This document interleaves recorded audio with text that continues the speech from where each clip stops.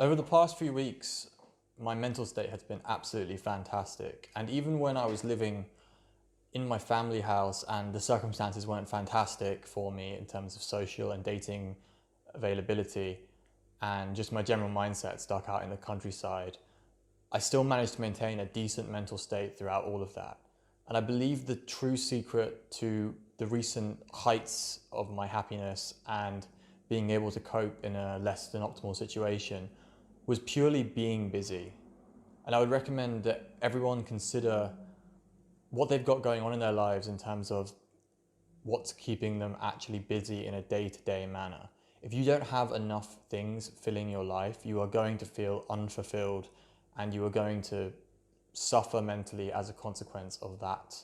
So I talk about things like to-do lists and things like that. So my recommendation is you make sure you have enough to fill out a to-do list that will take you all day. My usual recommendation is if you have a job, you should be having a to-do list that takes you about 2 to 3 hours of like full-on work once you've finished work. If you don't have a job, your to-do list should take you around 5 to 6 hours if you were just working on it solidly all day. That is how busy I think you should be, and that's why I give that advice. I don't think anyone is going to benefit from just sitting around killing time in general. And I don't think anyone who really watches this believes that either. So hopefully I'm preaching to the converted. I just think many of you could probably benefit from upping your activity. And that's going to have to be linked to whatever it is you're building. If you're building a great body, then you're going to have to find more ways to fill time with regards to that. If you're just doing dating, you're going to have to think of every angle, every part of your life that you can improve to meet those goals. If it's financial, it should be quite easy because it takes a lot of time and effort to build anything that makes money. So I'm assuming anyone who's building a business is already where I'm at. However, it is important to make sure that you're filling your time. For instance, with reintroducing dating back into my life, usually that would be reintroducing like high and low emotional state into my life. But because I've got these personal projects, because I've been working on 3 different things at once, essentially, I don't have like time. Like when I'm not texting someone because I'm busy, it's true.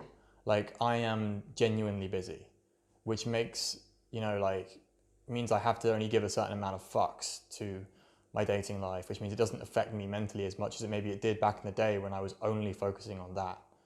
So I recommend you really look into filling your time. What can I be doing more? What can I be doing that fills out every possible hour where if you're sitting around feeling like shit, that is a bad way to kill time. So you should be able to put something down on your list every single day that will fill that time, and you won't be sitting around doing nothing feeling bad about what's happened. Or if something goes wrong in a certain area of your life, you can distract yourself by being busy on the stuff that you should be doing.